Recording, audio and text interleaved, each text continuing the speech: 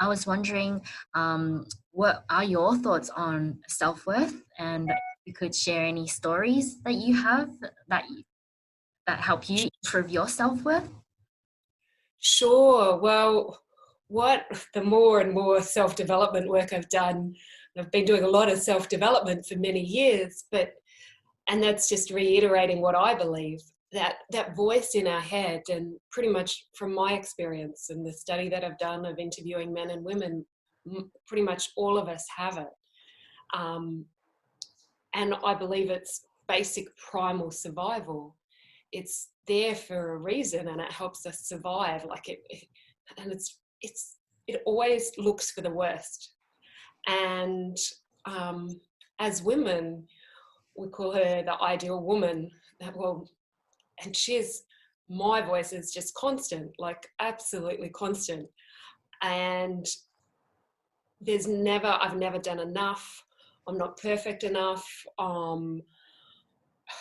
It's relentless, and there is a reason for it, that we survive, but I don't think it's actually caught up to where we are now. Maybe in caveman days it was really good, but Yeah. nowadays it's not.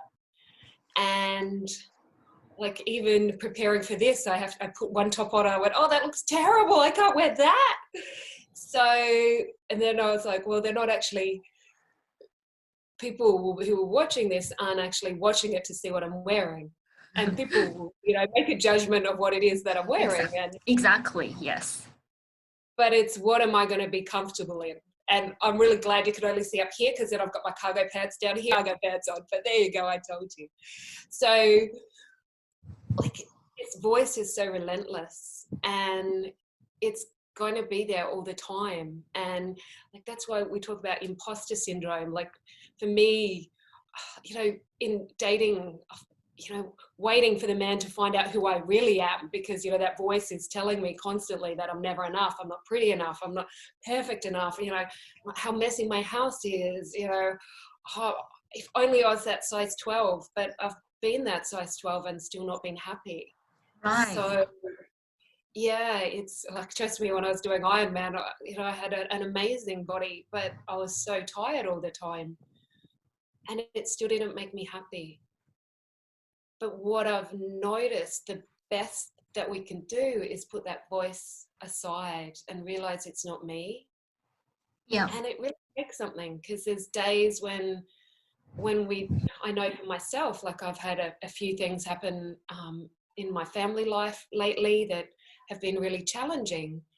And it's really hard to be your best self. And when we don't get the sleep that we need, when we don't look after ourselves, Yeah. it's so much easier to allow that to take over and honor it as if it was the truth. Yes. And it's so not the truth. But, it breaks my heart. All these gorgeous women, I mean, having plastic surgery or putting themselves through horrific diets. And I have to put my hand up and say, I'm just as guilty. Like, I strive to be perfect as well. And then I can realize when I'm doing it. Like, the awareness. Yeah. If you're doing it to make yourself feel better, fabulous, and you're confident and that makes you happy, totally go ahead and do it. But if it's seeking for perfection, then I don't think we're ever going to be perfect. We're never, and the closer we get, it's almost like the more and more we do, the closer we get, the more further away we become. Yes. Does that make sense? And Yes.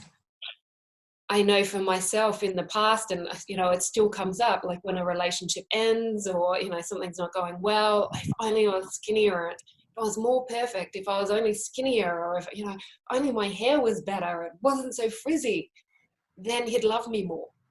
If I was only more perfect. But it doesn't work like that.